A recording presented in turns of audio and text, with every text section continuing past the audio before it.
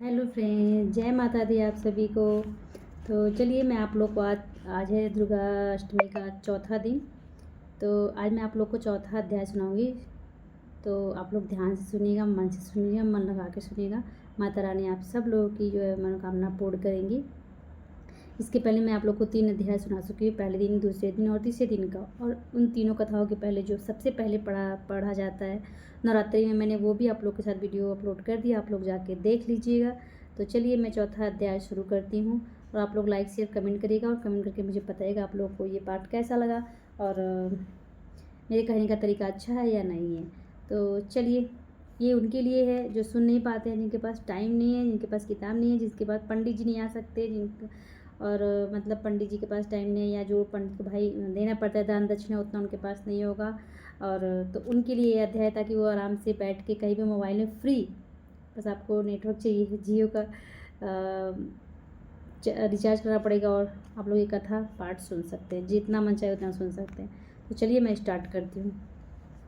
चतुर्थ अध्याय। इंद्र आदि देवताओं द्वारा देवी की स्तुति। ध्यान। जया नाम वाली दुर्गा देवी का ध्यान करें। उनके श्री अंगों की शोभा काले मेघ के समान श्याम है। वे अपने कटाक्षों से शत्रु समूह को भय प्रदान करती हैं। अनेक मस्तक पर आबाद्य चंद्रमा की रेखा शोभा पाती है। वे अपने हाथों में शंख, चक्र, कृपाण और त्रिशूल धारण करती हैं। उनके 3 नेत्र हैं, वैसे के कंधे पर चढ़ी हुई हैं और अपने तेज से तीनों लोकों को परिपूर्ण कर रही हैं। इस प्रकार देवी का ध्यान करते हुए चौथे अध्याय का पाठ आप प्रारंभ करें। ऋषि कहने लगे, अत्यंत पराक्रमी दुरात्मा महिषासुर था। उनकी सेना के देवी के हाथ मारे जाने पर इंद्र आदि देवता प्रणाम के लिए गर्दन तथा कंधे झुकाकर उन भगवती दुर्गा की उत्तम बाड़ी द्वारा स्तुति करने लगे। उस समय अत्यंत हर्ष के कारण उनके सुंदर अंगों में रोमांच हो गया था।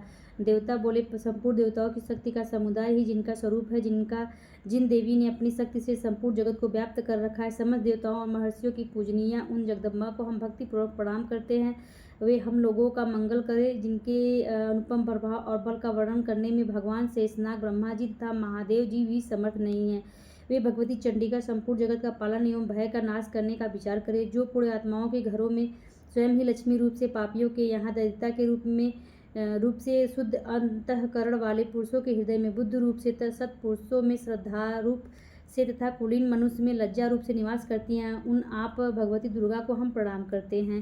हे देवी, आप संपूर्ण विश्व का पालन कीजिए। मातेश्वरी, आपके इस अचिंत्य रूप का असुरों का नाश करने वाले भारी भरकम का तथा समस्त देवताओं और दैत्यों के समक्ष युद्ध में प्रकट किए हुए आपके अद्भुत चरित्रों का वर्णन हम किस प्रकार कर सकते हैं। आप संपूर्ण जगत उत्पत्ति की कारण हैं। आप में सत्वगुण, रजोगुण और तमोगुण, ये तीनों गुण मौजूद हैं, तो भी दोषों के साथ आपका संसर्ग नहीं जान पड़ता। हम तो क्या विष्णु और महादेव आदि देवता भी आपका पार नहीं पा सकते। आप ही सबका आश्रय है। यह समस्त जगत आपका अंशभूत है, क्योंकि आप सबकी आदिभूत अव्याकृता परा प्रकृति हैं। देवी, हे देवी, संपूर्ण यज्ञों में जिसके उच्चारण से सब देवता तृप्त होते हैं, वह स्वाहा आप ही हैं। पितरों की भी तृप्ति का कारण आप ही हैं, अतः सब लोग आपको स्वधा भी कहते हैं। देवी, जो मोक्ष की प्राप्ति का साधन अचिंत्य महाव्रत स्वरूपा है, समस्त दोषों से रहित जितेंद्रिय तत्व को ही सार वस्तु मानने वाले तथा मोक्ष की अभिलाषा रखने वाले मुनिजन जिसका अभ्यास करते हो, वह भगवती का परा विद्या आप ही हैं। आप शब्द रूपा है। परम पवित्र ऋग्वेद, यजुर्वेद तथा उद्गीत के पदों के पाठ से युक्त समावेद का भी आधार भी आप ही हैं। आप देवी, वेद त्रयी देवी को और 6 ऐश्वर्यों से संपन्न भगवती हैं। इस विश्व की उत्पत्ति एवं पालन के लिए आप ही वार्ता हो। संपूर्ण जगत की घोर पीड़ा का नाश करने वाले आप ही हैं। हे देवी, समस्त शास्त्रों का ज्ञान कराने वाली मेधा शक्ति आप ही हैं। दुर्गम भव सागर से पार उतारने वाली नौका रूप दुर्गा देवी आप ही हैं। आप ही कहीं भी आसक्ति नहीं है। कैटभ के पुत्र भगवान विष्णु के वक्षस्थल में एकमात्र निवास करने वाली भगवती लक्ष्मी तथा चंद्रमा को मस्तक पर धारण करने वाले शंकर द्वारा सम्मानित गौरी देवी भी आप ही हैं।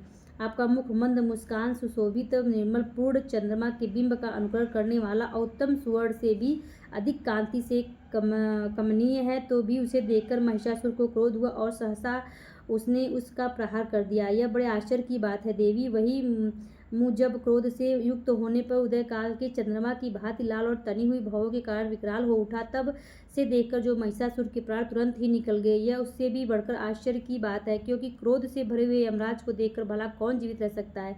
हे देवी, आप प्रसन्न हो। आपके प्रसन्न होने पर जगत उन्नति करता है और क्रोध में भरकर जाने पर आप तत्काल ही कितने कुलों का सर्वनाश कर डालती हैं।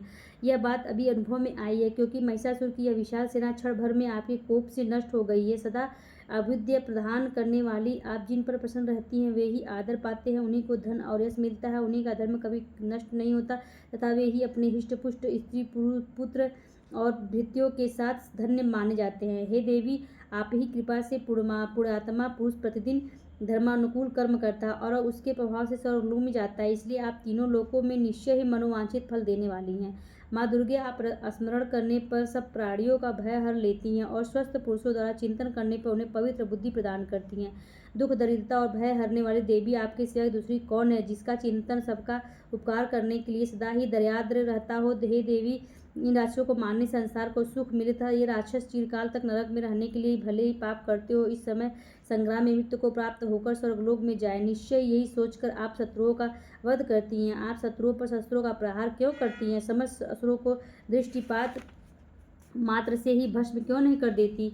इसमें एक रहस्य है। ये शत्रु भी हमारे शस्त्रों से पवित्र होकर उत्तम लोकों में जाएं। इस प्रकार उनके प्रति भी आपका विचार अत्यंत उत्तम रहता है। खड्ग के तेज से, पुंज की भयंकर दीप्ति से तथा आपके त्रिशूल के अग्रभाग की घनीभूत प्रभा से चौधियाकर जो असुरों की आंखें फूट नहीं गई, उसमें यही कारण था कि वे आपके चंद्रमा जैसे सुंदर मुख का दर्शन करने में लगे रहते थे।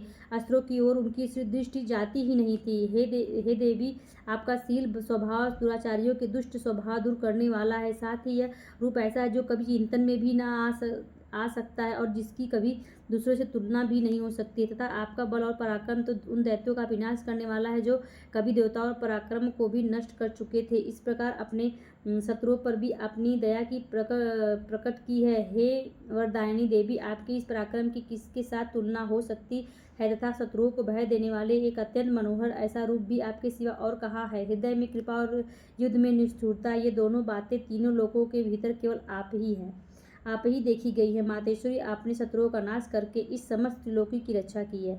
उन दैत्यों को भी अपनी रणभूमि में मारकर स्वर्ग में पहुंचाया है तथा उन्मत्त दैत्यों से हमें डर बना रहता था, उस भय को भी दूर कर दिया है। आपको हमारा नमस्कार है।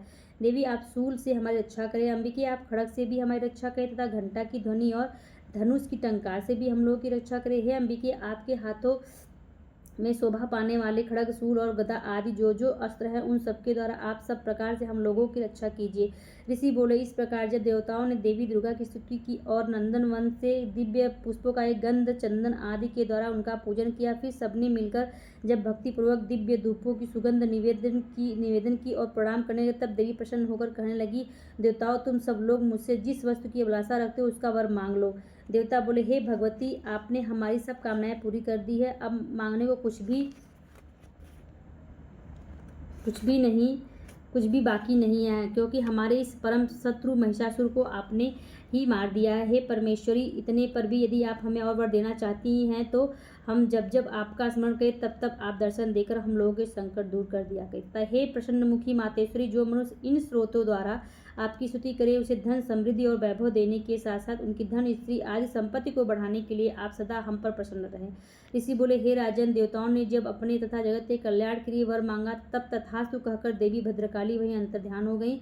हे राजन, पूर्व काल में तीनों लोकों का हित चाहने वाली देवी जिस प्रकार देवताओं के शरीरों से प्रकट हुई थी, वह सब कथा मैंने सब कह सुनाई। अब पुनः देवताओं का उपकार करने वाली वे देवी दुष्ट दैत्य तथा शुंभ निशुंभ का वध करने व तीनों लोकों की रक्षा करने के लिए गौरी देवी के शरीर से जिस प्रकार प्रकट हुई थी, वह सब प्रसंग ध्यान से सुनो। संक्रादि स्तुति नामक चौथा अध्याय पूरा हुआ। आप लोगों को कैसा लगा जरूर बताइएगा और ये पाठ जरूर सुनिएगा, बहुत अच्छा लगता है, मन को शांति मिली। मैं दूसरी बार पढ़ती हूँ ये। मैं पूजा करते टाइम वीडियो नहीं बनाती, इसके पहले मैंने एक वीडियो बनाया था, लेकिन पूजा करने के टाइम वीडियो नहीं बनाती। मैं रात में 12 बज रहा है इस टाइम, मैं आप बैठ के 11:15 हो रहा है, बैठ के आप लोग के लिए ये वीडियो बना रही हूँ, ताकि जो है आप लोग सुने मन से, और आप लोग मन से सुनिएगा। इसलिए मैं पता नहीं क्यों मेरे मन में मुझे माता जी ने कहा कि मैं इस चीज़ का वीडियो बनाऊँ, बहुत लोग के काम आएगा, बहुत लोग के, आप लोग देखिएगा। तो चलिए, बाय बाय और जय माता दी। प्रेम से बोलो जय माता दी, सारे बोलो जय माता दी, जय माता दी, हर हर महादेव।